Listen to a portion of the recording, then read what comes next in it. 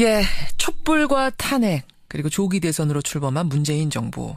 벌써 40일이 넘어갑니다. 하지만 많은 기대를 안고 출범했지만 아직 국무위원 인선조차 마무리를 못하고 있습니다. 또 중점과제라고 했던 일자리 추경도 야당의 반대에 부딪혀서 진척이 없는 상황이죠. 그런 와중에 이번 주에는 한미 정상회담도 예정이 돼 있습니다. 참 굵직굵직한 고비마다 이분의 해안이 궁금해지곤 했습니다. 그래서 초대했습니다. 연결을 해보죠. 도올 김용옥 선생님, 안녕하세요. 아유, 오랜만입니다. 오랜만에 뵙습니다. 네네. 또 중요한 시기에 이렇게 초대를 저희가 하게 됐는데 요새는 근데 노자에 대한 책을 집필 중이시라고요. 예, 평생 전공한 것이기 때문에 동양 고전을 제대로 이해하게 만드는 것이 문재인 정부를 맞이하는 국민들의 마음 자세에도 더 도움이 되리라고 생각돼서 노자에 관한 제 평생의 그 생각을 집대성하고 있습니다. 그런 중이시군요. 노자. 네. 지금 문재인 정부 40일이 이제 넘어갑니다. 한 달 조금 넘었습니다. 네. 이 정부를 어떻게 평가하고 계시는가? 이 질문부터 좀 시작을 해보죠. 현 정부에 대한 객관적인 평가는 갖추어지질 않았기 때문에 예. 단정적으로 뭐를 평가하기에는 너무 이른 시기입니다. 그렇지만은 일을 하고 있다라는 느낌을 국민에게 듬뿍 주었고 그만큼 국민들의 기대감을 충족시키고 있다고 저는 보는데 예. 요번 그 한미 정상 회담 이야말로 예. 지금 이 정부를 판가름할 수 있는 어떤 결정적인 계기가 될 수 있는 그런 성과가 나와야 되지 않을까 이렇게 생각하고 있습니다. 자, 그럼 하나하나 좀 그 말씀들을 하나하나 좀 분석해보죠. 네. 우선 뭔가 일을 하고 있구나라는 느낌? 이런 걸 받으신다고요? 네네네네. 그 말은 무슨 얘기냐면 여태까지 정권을 잡으면은 그야말로 부귀 권력에만 매달렸지 진정한 그 국민이 바라는 대의를 향한 일을 정말 노심초사 일을 하는 그 정권이 없었다는 의미예요. 그래서 이 문재인 정권은 그래도 뭔가 그 일을 하고 있다라는 느낌을 확실히 주잖아요. 하루에 한 개씩 뭔가 진짜 일이 있었어요. 그러고 보면은 네. 하나하나 처리되는 모양새. 그래서 그런지 국민들 지지율이 상당히 높습니다. 네. 근데 국정이 쉽게 풀려가는 모양새는 아니에요. 정치권을 돌아보면. 일단 내각 인선이 마무리가 안 된 상태입니다. 강경화 외교장관 임명을 기점으로 해서 특히나 야당의 반발이 거센 상태. 지금 상임위도 보이콧했다가 이제 인사청문회 이번 주부터 다시 시작할 정도로 지금 어려운 상황인데 야당은 얘기합니다. 지금 대통령이 국민 지지율 믿고 야당들하고 소통 안 하려고 한다. 박근혜 정부를 향해서 소통 안 된다 했지만 지금 자신들이 소통 안 하고 있다. 협치를 파괴하고 있다. 어떻게 생각하세요? 그 중요한 것은 예. 지금 이 정권이 빨리 하고자 하는 일을 할 수 있도록 일단 그런 문제는 좀 넘어가고 진정한 그 사람들이 이 정치를 해 나갈 때 거기다가 브레이크를 걸어야지. 너무 지금 인선이라는 이런 문제를 가지고 그 야권에서 그 물고 늘어지면은 국민들의 눈에 너무하다라는 느낌을 주게 되면은 결국은 자기들이 앞으로 뭐 지방선거나 총선이나 이런 데 있어서 그 기회를 볼 수도 있다는 것을 생각을 해야죠. 알겠습니다. 일단은 좀 일할 수 있게끔 뭔가 좀 진용을 좀 꾸리고 뭔가 해볼 수 있는 발판이라도 마련을 해줘야 되지 않겠느냐 이런 호소셨는데 네네. 알겠습니다. 개혁에 대한 얘기를 해보죠. 어찌해서 이렇게 인선이 마무리된다고 하면 그다음에는 그 내각이 개혁을 추진하려 할 텐데 그때 또 한 번 저항이 일어날 가능성이 높습니다. 주말에 이 보도를 어떻게 보셨는지 모르겠습니다만 상당히 출렁였던 보도가 뭐냐면 검찰 내부에서 문 대통령을 놓고 문 아무개 어디까지 가나 보자 이런 분위기가 있다는 거예요. 법무부 장관 한두 명만 연속으로 낙마시키고 2달만 시끄럽게 하면 국민들의 신임도가 떨어져서 지지율은 50% 밑으로 떨어질 거다. 뭐 이런 얘기들이 들린다는 겁니다. 하여튼 이 검찰은 우리나라에서 가장 변하기 어려운 집단이고 사고가 예. 그리고 지금 법조계라고 하는 것은 예. 그동안 국민들이 재판을 받을 수 있는 그 모든 권리를 그 자체의 냉정한 그 법에 의해서 집행한 사람들이 아니라 그 법조계라고 하는 하나의 시스템 속에서 과연 자기들이 어떤 평점을 받느냐는 것을 계산하면서 국민에게 피해를 준 세력들이기 때문에 어떤 경우에도 법조계는 대대적인 개혁에 착수해야죠. 자기들 스스로. 스스로 착수해야 된다. 예. 근데 이게 스스로 되겠습니까? 국민들과 정부가 같이 압력을 넣어야죠. 과거의 법조계에 대한 국민들의 인식과 예. 지금 현재 국민들이 법조계에 대해서 가지고 있는 인식은 아주 다릅니다. 촛불혁명을 거친 민심이라고 하는 것은 예. 과거의 최순실이나 이런 모든 문제가 결국은 법조계가 권력의 시녀 노릇을 하기 때문에 생기는 문제들이거든요. 그걸 국민들도 지금은 분명히 알고 있다.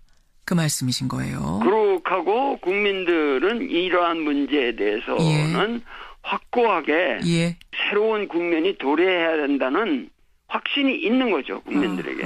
국민적인 열망이 그 어느 때보다 크기 때문에 어떻게 보면은 이 저항이라는 것도 이번에는 넘을 수 있을 것이다. 개혁이 성공할 것이다. 이런 말씀 또 올 김용옥 선생님 지금 만나고 있습니다. 그나저나 이런 와중에 국내 상황은 이런데요. 지금 이제 국외로는 한미 정상회담이 예정이 돼 있습니다. 아까 그러셨어요. 이 한미 정상회담이 굉장히 중요하다. 왜 이렇게 굉장히 중요하다 생각하셨을까요? 지금 한미 정상회담이라고 하는 것이 이게 제가 알기로 한미 정상이 만난 것이 요번이 64번째라든가 하여튼 60여 차례나 되는 기나긴 역사를 가지고 있는데 여태까지 그 한미 정상이라고 하는 것은 진정한 의미에서 정상회담이 아니었어요. 무슨 얘기냐면 이 종속적 지위에 있는 사람이 자기가 정권의 정당성이 없기 때문에 그 정당성을 인정받기 위해서 천자를 아련하러 가는 식의 회담들이었다고. 그 말하자면 조아리고 가는 회담이었다 이런 말씀이시군요. 자체 내로 그 정권의 확고한 도덕성이나 정당성이 부족했기 때문에 확보가 안 되니까 그것을 인정받기 위해서 그 가장 강력한 봉인을 받기 위해서 가장 세계적으로 센 세력의 봉인을 받기 위해서 가는 하나의 그 종속적인 인준의 그런 지원이라든가 이런 것이 목적이었단 말이에요. 예를 들면 박정희가 그 케네디를 만나러 갔을 때도 그런 목적으로 갔는데 케네디가 아주 개무시를 하고 아주 푸대접을 했거든요.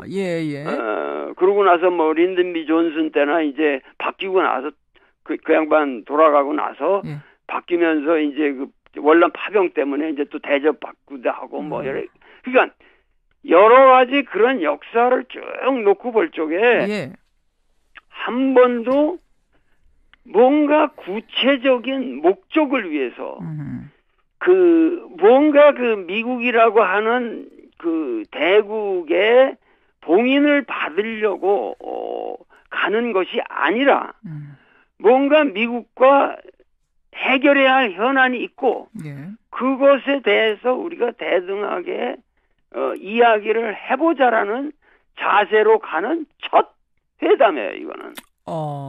이번에는 어떻게 대등하게 가는 거라고 그렇게 판단하세요? 과거는 아니었는데? 그러니까 벌써 문정인이라는 사람이 가서 예, 예. 얘기한 내용만 봐도 예.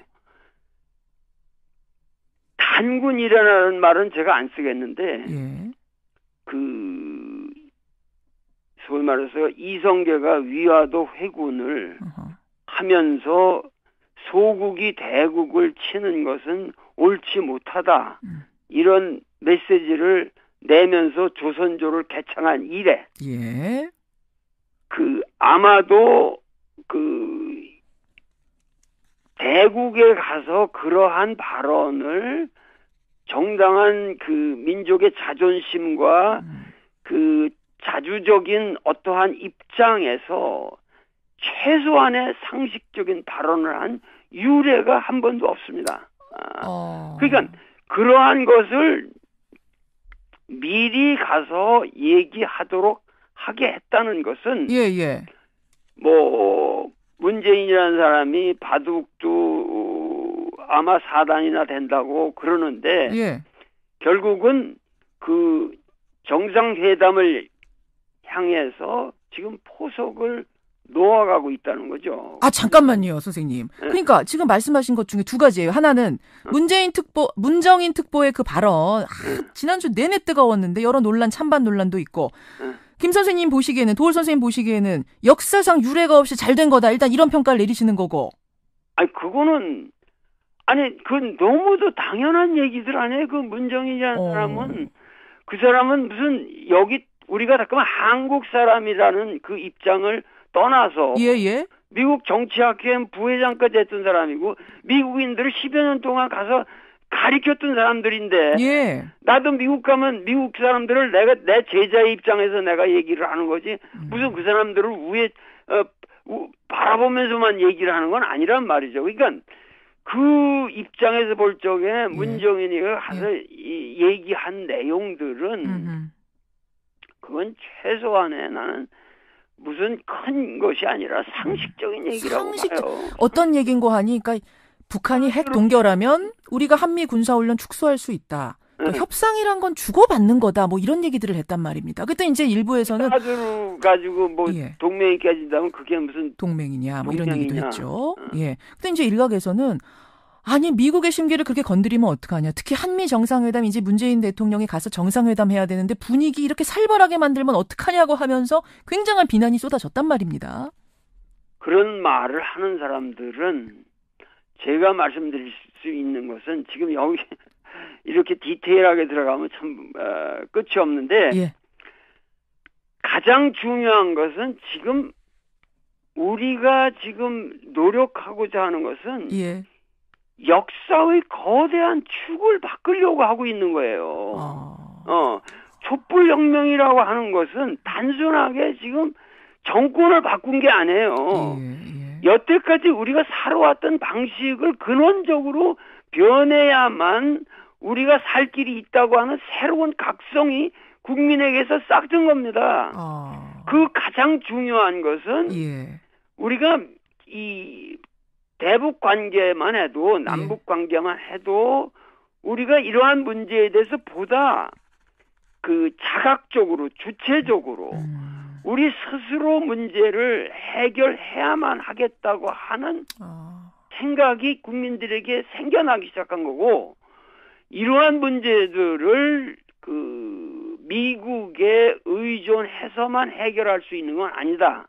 그러니까 결국은 그 문정인을 비판하는 사람들의 멘탈리티는 한미 동맹을 정당한 대등한 관계에서의 한미 동맹을 얘기하는 게 아니라 어떻게 하면은 우리가 정말 대미 종속을 잘할 수 있느냐 하는 그런 고민을 하는 사람들이에요. 그 사람들은 한국 사람이 아니라 그냥 미국 천민들이에요. 미국 천민들이에요. 아니 근데 이제 현실적으로는 어쨌든 우리가 좀 그 미국에 상당히 종속되어 있는 게 현실 아니겠느냐 하는 상당히 현실적인 이야기들을 그분들은 하시는 거 아닐까요? 지금 우리나라는 전 세계적으로 경제적인 지표만 봐도 10위권에 그런 10위권 주변에 있는 나라고 이 과학기술이라든가 우리가 새로운 신기술을 개발하고 뭐 IT라든가 이런 여러 가지 지금 이 객관적인 통계에는 우리나라가 5위 안입니다. 5위. 그러니까 이 나라가 결코 이렇게 어려운 상황에서도 이 자리까지 왔다고 하는 것은 예. 세계적인 그 국가의 반열이 들 수 있는 훌륭한 나라일 뿐만 아니라 예. 미국에 있어서는 우리가 한미 동맹이라는 것을 우리 측에서만 생각할 것이 아니라 예. 미국 측에서 만약에 이 동아시아에서 한국이라고 하는 이 위대한 우방이 없으면 미국은 존재하지도 않아요. 이스트이자에서 미국은 족보가 없는 나라가 되는 거예요. 그만큼 한국은 위상이 크고 그렇기 때문에 그러한 데 대한 자부감을 가지고 그거를 지렛대로 해서 미국과 협상을 우리는 할 충분한 이유가 있습니다. 충분한. 우리가 그동안 너무 스스로 위축돼 있었던 걸까요? 너무 자신감이 없었던 걸까요? 위축될 정도가 아니라 예. 완전히 그 임진왜란 같은 거를 갖다가 그 이순신 같은 그런 위대한 명장들이 사실은 그 국난을 극복했음에도 불구하고 선조가 뭐라 그랬냐면 예. 그 명나라에서 온 천병이 우리를 구해줬지 이순신은 아무런 공로가 없다고 그랬어요. 그 사람이. 그랬었죠. 예, 그러니까 무슨 얘기냐면은 완전히 그 뭐 위축 정도가 아니라 예. 그 자멸 아주 그 자기를 그 비하시키는 것이 그것이 상식화돼 있다는 얘기죠. 자기 비하, 우리 스스로. 자기 비하가 상식화돼 있다는 거예요. 미국 앞에 서면 작아지는, 강대국 앞에 서면 작아지는 어떤 그런 뭐 관습이라 그럴까요?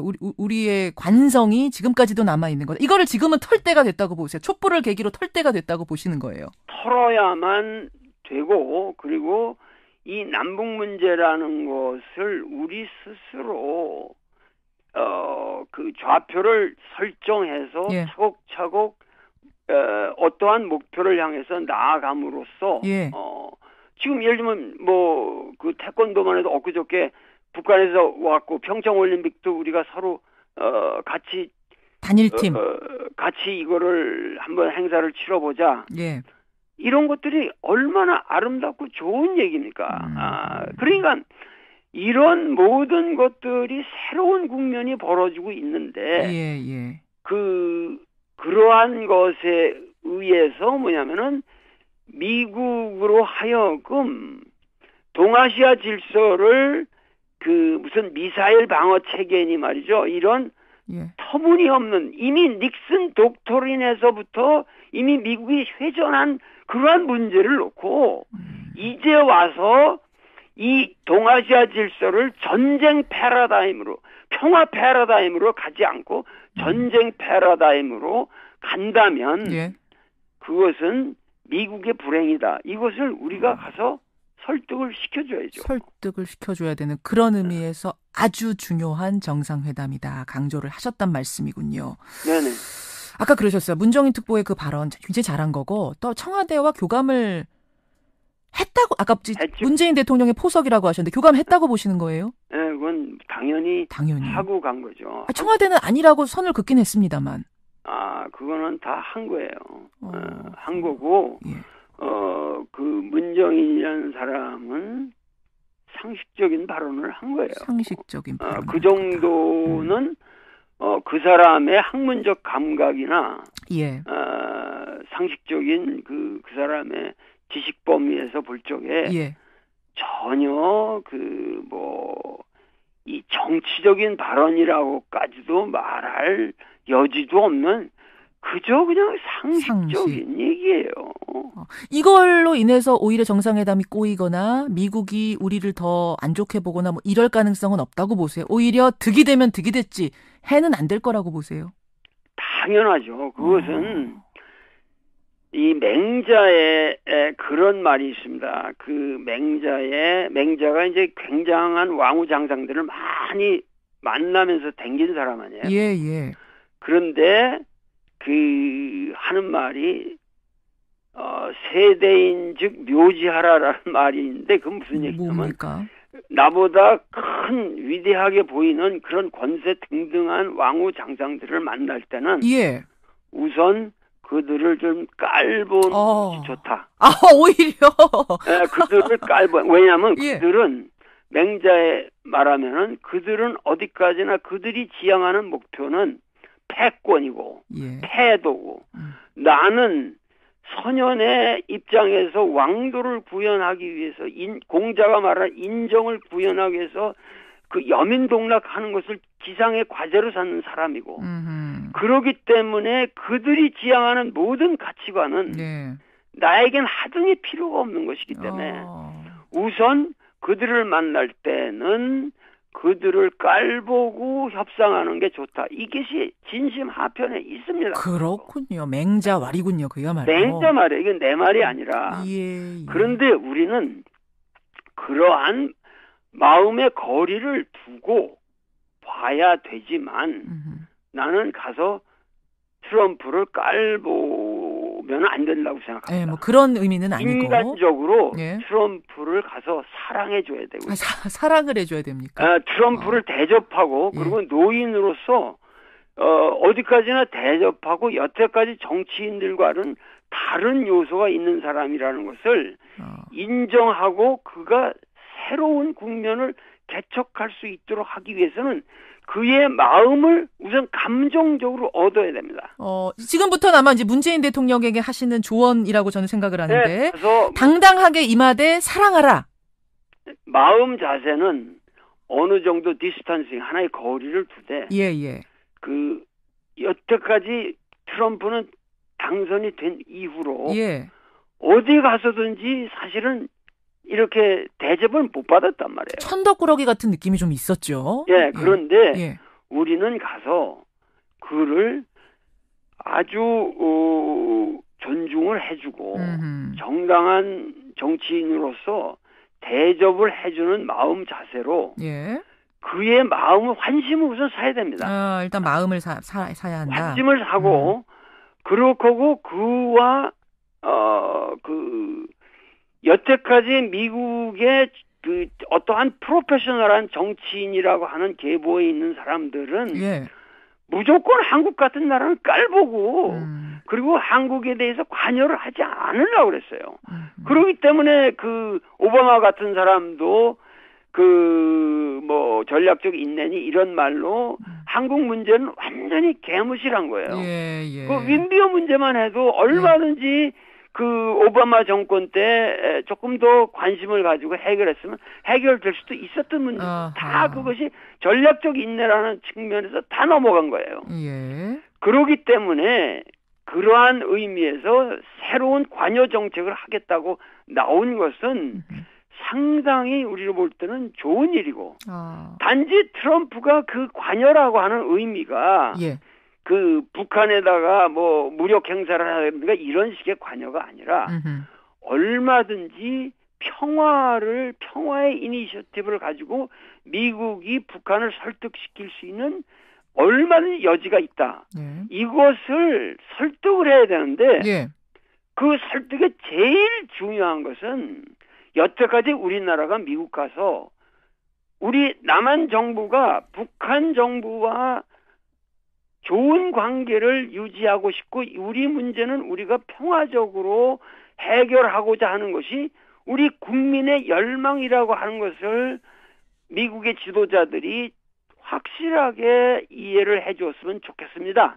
라는 입장을 표명한 적이 단 한 번도 없었어요. 예. 단 한 번도 없었기 때문에 그런 것만을 표명을 하는 것만 해도 트럼프 입장에서는 한국민이 이런 방향으로 원한다면 우리도 새로운 카드를 가지고 더 기발한 그러한 협상이라든가 새로운 국면을 만들어서 전 세계를 이롭게 할 수가 있다. 이러면서 트럼프는 이 북한 문제를 계기로 해서 자기가 그 탄핵의 국면에 빠져 있는 그런 곤궁한 처지를 벗어날 수도 있다는 얘기죠. 우리가 지금 이런 표현이 어떨지 모르겠습니다만 잘 이용할 수 있는 굉장히 좋은 환경이란 말씀이시네요. 오히려 오히려 우리가 트럼프 정권보다는 국민의 열망을 담지한 도덕성을 가지고 있기 때문에 우리는 도덕적인 정부의 세계적으로 모범이 되는 도덕적 정부의 수장으로서 지금 도덕성을 획득하지 못한 트럼프에게 네. 새로운 도덕성을 부여해 줄 수 있는 그런 세계사적 사명을 가진 사람이 지금 가고 있는 거예요. 오히려 우리가 그에게 도덕성을 인준해 줄 수 있는, 부여해 줄 수 있는 상황이 됐다. 그런 지금 우리는 입장에 있는 나라고 예. 그런 입장에 있는 지도자고 거기에 대해서 우리 국민이 뿌듯한 자부심을 가져야 되는 이런 마당에 그 야당의 지지부진한 그런 어떠한 이야기로 인해서 국민들의 판단이 흐려진다든가 이래서는 아니 되겠다. 난 알겠습니다. 정말 이 자리에서 우리 김 앵커하고 대화를 하는 것뿐만 아니라 국민들에게 나는 정말 이 시대를 사는 사상가로서 눈물을 흘리며 호소하고 싶어요. 여러분들 제발 진정으로 우리가 촛불을 들어야 할 시기는 바로 이번 주입니다. 바로 미국에 가서 이 문재인 대통령이 미국에서 협상을 벌이는 이 시기야말로 국민들이 마음에 촛불을 들고 우리가 갈구했던 열망을 이제 조금이라도 더 미국 땅에 펼쳐질 수 있도록 그들을 우리 대표단들을 전부 지원하고 도와줘야 된단 말이죠. 그렇게 보시는군요. 네. 정리를 좀 하자면 미국에 가서 트럼프 대통령 만날 때 그를 인간적으로 존중하고 사랑하는 자세를 바탕에 깔고 당당하게 우리 할 말을 해라. 자부심을 가지고 대하라. 그러면 반드시 이번 정상회담은 성공할 것이다. 이런 조언으로 받아들일 수 있겠네요. 네네네. 예. 문재인 대통령이 오늘 인터뷰를 좀 듣고 갔으면 좋겠어요, 정말. 그러니까는 이 북핵 문제라고 하는 것은 그것은 북한 입장에서는 남한과의 문제만이 아니라고 생각하거든요. 어디까지나 그렇죠. 미국과 자기들은 전쟁을 치렀고 그 6.25 전쟁 이래 여태까지 누적된 문제를 풀기 위해서는 미국이 적극적으로 나서는 것이 정당합니다. 그리고 그것을 여태까지 미국이 나서지 않고 중국의 중재를 통해서 해결하려고 했던 것도 한계가 뻔한 거고 지금 더 이상 먹히질 않습니다. 알겠습니다. 그러한 상황에서는 문재인 대통령은 안심하고 트럼프에게 미국이 적극적인 역할을 하십시오. 우리가 도와드리겠습니다. 그렇게 해서 북미 관계를 우선 정상화시키는 방향으로 노력을 하시면 그러면은 동아시아의 새로운 질서가 태동하게 되고 그러면 EU나 모든 국가들이 트럼프 대통령을 이전의 트럼프가 아닌 위대한 이 세계의 지도자로 바라볼 것입니다. 알겠습니다. 중요한 부분들 오늘 요목조목 짚어주셨습니다. 여기까지 오늘은 말씀을 듣도록 하죠. 라는 느낌? 이런 걸 받으신다고요?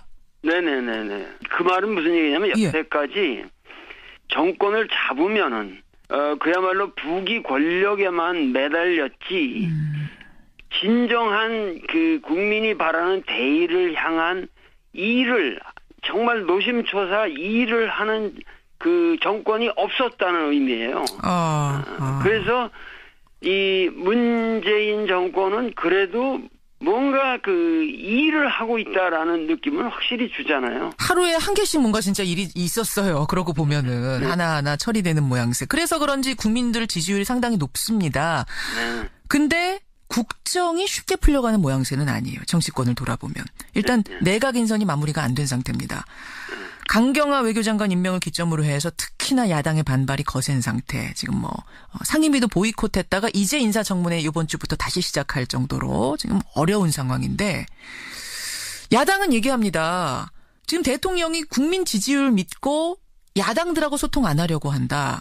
박근혜 정부를 향해서 소통 안 된다 했지만 지금 자신들이 소통 안 하고 있다. 협치를 파괴하고 있다. 어떻게 생각하세요? 그 중요한 것은 예. 지금 이 정권이 빨리 하고자 하는 일을 할 수 있도록 일단 그런 문제는 좀 넘어가고 진정한 그 사람들이 이 정치를 해 나갈 때 거기다가 브레이크를 걸어야지. 너무 지금 인선이라는 이런 문제를 가지고 그 야권에서 그 물고 늘어지면은 국민들의 눈에 너무하다라는 느낌을 주게 되면은 결국은 자기들이 앞으로 뭐 지방선거나 총선이나 이런 데 있어서 더 그 피해를 볼 수도 있다는 것을 생각을 해야죠. 알겠습니다. 일단은 좀 일할 수 있게끔 뭔가 좀 진용을 좀 꾸리고 뭔가 해볼 수 있는 발판이라도 마련을 해줘야 되지 않겠느냐 이런 호소셨는데. 네네. 그러고 나서 뭐 린든비 존슨 때나 이제 바뀌고 나서 그 양반 돌아가고 나서 바뀌면서 이제 그 원란 파병 때문에 이제 또 대접 받기도 하고 뭐 그러니까 여러 가지 그런 역사를 쭉 놓고 볼 적에 한 번도 뭔가 구체적인 목적을 위해서 그 뭔가 그 미국이라고 하는 그 대국의 봉인을 받으려고 가는 것이 아니라 뭔가 미국과 해결해야 할 현안이 있고 그것에 대해서 우리가 대등하게 이야기를 해보자라는 자세로 가는 첫 회담이에요, 이거는. 이번에는 어떻게 대등하게 가는 거라고 그렇게 판단하세요? 과거는 아니었는데? 그러니까 벌써 문정인이라는 사람이 가서 얘기한 내용만 봐도 단군이라는 말은 제가 안 쓰겠는데 그 소위 말해서 이성계가 위화도 회군을 하면서 소국이 대국을 치는 것은 옳지 못하다. 이런 메시지를 내면서 조선조를 개창한 이래. 그 아마도 그 대국에 가서 그러한 발언을 정당한 그 민족의 자존심과 그 자주적인 어떠한 입장에서 최소한의 상식적인 발언을 한 유례가 한 번도 없습니다. 그러니까 그러한 것을 미리 가서 얘기하도록 하게 했다는 것은 뭐 문재인이라는 사람이 바둑도 아마 4단이나 된다고 그러는데 결국은 그 정상회담을 향해서 지금 포석을 놓아가고 있다. 촛불과 탄핵 그리고 조기 대선으로 출범한 문재인 정부. 벌써 40일이 넘어갑니다. 하지만 많은 기대를 안고 출범했지만 아직 국무위원 인선조차 마무리를 못하고 있습니다. 또 중점 과제라고 했던 일자리 추경도 야당의 반대에 부딪혀서 진척이 없는 상황이죠. 그런 와중에 이번 주에는 한미 정상회담도 예정이 돼 있습니다. 참 굵직굵직한 고비마다 이분의 해안이 궁금해지곤 했습니다. 그래서 초대했습니다. 연결을 해보죠. 도올 김용옥 선생님 안녕하세요. 아유 오랜만입니다. 오랜만에 뵙습니다. 또 중요한 시기에 이렇게 초대를 저희가 하게 됐는데 요새는 근데 노자에 대한 책을 집필 중이시라고요. 평생 전공한 것이기 때문에 동양고전을 제대로 이해하게 만드는 것이 문재인 정부를 맞이하는 국민들의 마음 자세에도 더 도움이 되리라고 생각돼서 노자에 관한 제 평생의 그 생각을 집대성하고 있습니다. 그런 중이시군요. 노자. 지금 문재인 정부 40일이 이제 넘어갑니다. 한 달 조금 넘었습니다. 이 정부를 어떻게 평가하고 계시는가? 이 질문부터 좀 시작을 해보죠. 현 정부에 대한 객관적인 평가는 갖추어지질 않았기 때문에 단정적으로 뭐를 평가하기에는 너무 이른 시기입니다. 그렇지만은 일을 하고 있다라는 느낌을 국민에게 듬뿍 주었고 어허. 그만큼 국민들의 기대감을 충족시키고 있다고 저는 보는데 예. 요번 그 한미 정상 회담 이야말로 예. 지금 이 정부를 판가름할 수 있는 어떤 결정적인 계기가 될 수 있는 그런 성과가 나와야 되지 않을까 이렇게 생각하고 있습니다. 자, 그럼 하나하나 좀 그 말씀들을 하나하나 좀 분석해보죠. 우선 뭔가 일을 하고 있구나 때보다 크기 때문에 예, 어떻게 보면은 이 저항이라는 것도 이번에는 넘을 수 있을 것이다. 개혁이 성공할 것이다. 이런 말씀 더 김용옥 선생님 지금 만나고 있습니다. 그나저나 이런 와중에 국내 상황은 이런데요. 지금 이제 국외로는 한미 정상회담이 예정이 돼 있습니다. 아까 그러셨어요. 이 한미 정상회담이 굉장히 중요하다. 왜 이렇게 굉장히 중요하다 생각하셨을까요? 지금 한미 정상회담이라고 하는 것이 예. 뭐 이게 제가 알기로 뭐 한미 정상이 만난 것이 뭐 요번이 64번째라든가 하여튼 60여 차례나 되는 기나긴 역사를 가지고 있는데 예. 여태까지 그 한미 정상이라고 하는 것은 진정한 의미에서 정상회담이 아니었어요. 무슨 얘기냐면 예. 이 종속적 지위에 있는 사람이 예. 자기가 정권의 정당성이 없기 때문에 그 정당성을 인정받기 위해서 천자를 아련하러 가는 식의 회담들이었다고. 아, 그 말하자면 조아리고 가는 회담이었다 이런 말씀이시군요. 자체 내로 그 정권의 확고한 도덕성이나 정당성이 부족했기 때문에 확보가 안 되니까 그것을 인정받기 위해서 예. 그 가장 강력한 봉인을 받기 위해서 가장 세계적으로 센 세력의 봉인을 받기 위해서 가는 하나의 그 뭐랄까 종속적인 인준의 뭐 그런 지원이라든가 이런 것이 목적이었단 말이에요. 예를 들면 뭐 박정희가 그 케네디를 만나러 갔을 때도 예. 그런 목적으로 갔는데 케네디가 아주 뭐 개무시를 하고 아주 푸대접을 했거든요. 예. 알겠습니다. 개혁에 대한 얘기를 해보죠. 어찌어찌 해서 이렇게 인선이 마무리된다고 하면 그 다음에는 그 내각이 개혁을 추진하려 할 텐데 네. 그때 또 한 번 저항이 일어날 가능성이 높습니다.